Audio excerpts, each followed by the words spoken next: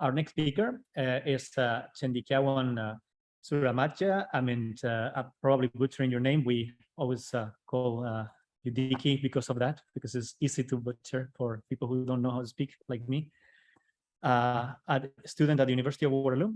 And Diki is going to talk about entanglement harvesting of inertially moving detectors in 3+1 dimensional Minkowski space. Floor is yours. Okay, yeah, so thank you. I do. So as I say, I'm going to talk about inertially moving detectors in 3+1 Minkowski space. So what is entanglement harvesting? It's when detectors interact with the surrounding vacuum field and they swap, and the entanglement present in the field is swapped with the detectors. And as we have verified that it applies even when the separation is space-like. We're going to deal with Unruh-Dewitt detectors, and probably most of you already know this, but it's a two-level quantum system analogous to a hydrogen atom.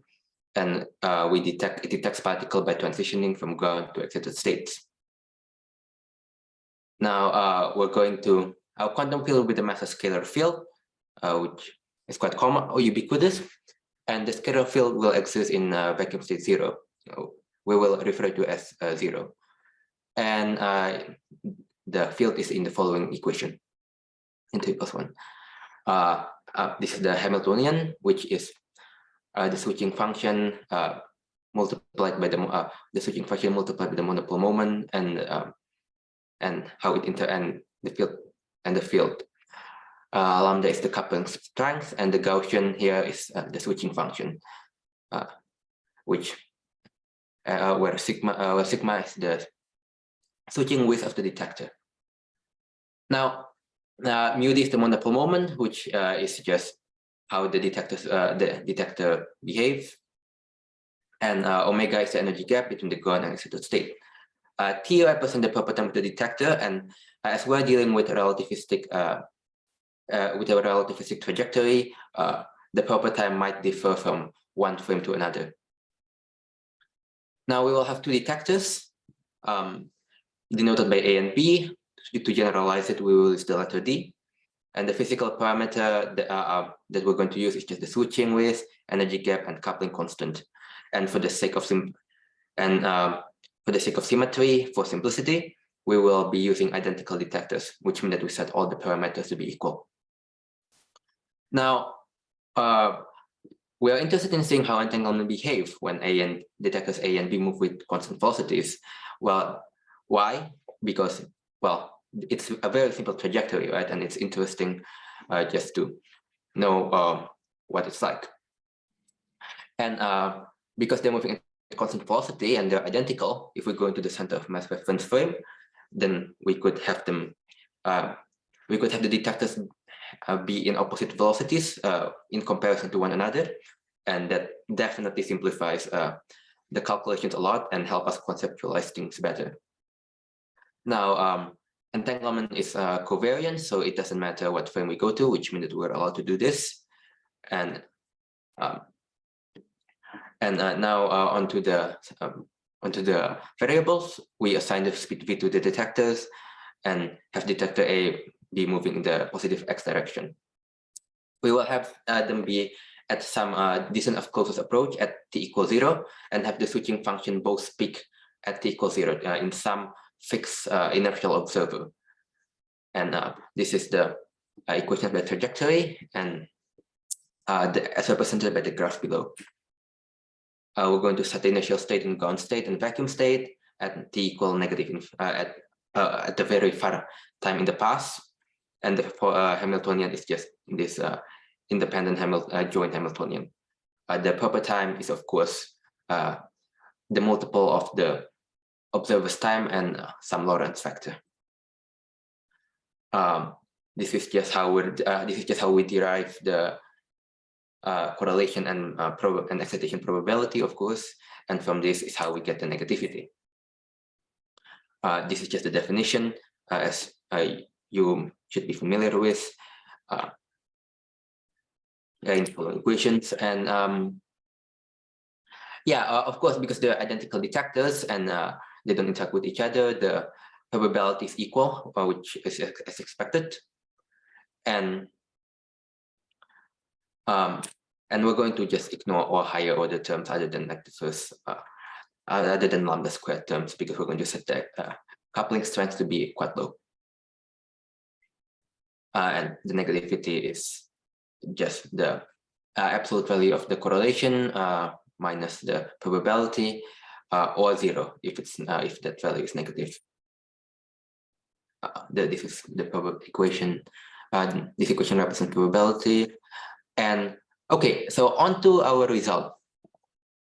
We see that probability decreases monotonically in comparison to energy gap. Note that because energy gap and distance of separation both scales to switching width, we will be using switching width as a sort of unit, which means that we will not vary it, and same with lambda because it only scales the negativity. And this is our correlation now. And as I say, we will be using lambda and sigma as a unit. And this is where the most interesting thing comes to play.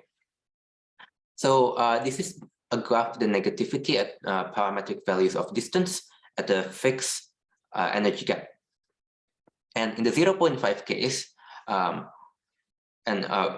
in the first graph, everything went down, which makes sense because as velocities increase, the average distance between the detectors increase.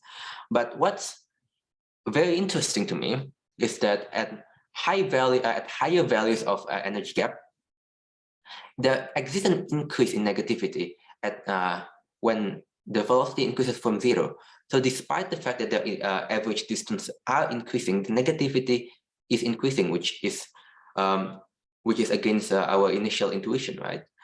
And we see that the peak itself can be considerably more than the original value, and they move to the right when the peak moves to the right when the distance increases, and also move to the right when energy gap increases.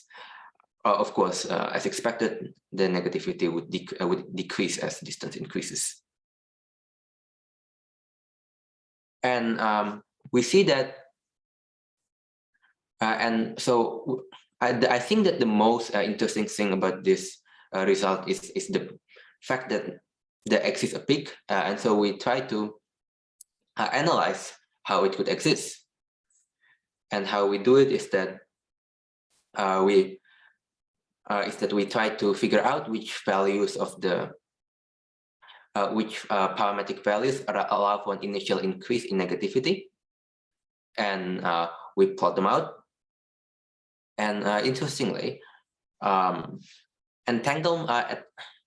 entanglement always decreases or is 0 at sufficiently high distance, which is expected, but entanglement, but there cannot exist a peak at sufficiently low energy gap, specifically below 0.675.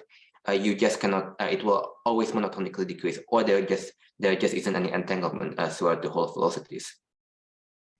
Of course, at similar to the static case, at high energy gap, there will exist entanglement, and at high distance there will exist sufficiently high distance there will exist no entanglement. So I think that the main takeaway from this is that relative velocities can affect the entanglement of detectors, and that there exist parametric values where entanglement peaks. And we also see that entanglement disappears at sufficiently large velocities, at sufficiently high velocities, and entanglement can exist as a function of velocity if there is a non-zero peak. And of course, it is all dependent on the parameters of the detector, excluding coupling strength, and that there exists no negativity below sigma omega, below energy gap that's lesser than 0.675. Entanglement can, of course, decrease as minimal distance increases and as energy gap increases, and there exists no entanglement at sufficiently high distance. Negativity monotonically decreases at sufficiently low energy gap. That's most of what I have to say. That's it. All right, thank you very much, Dickie.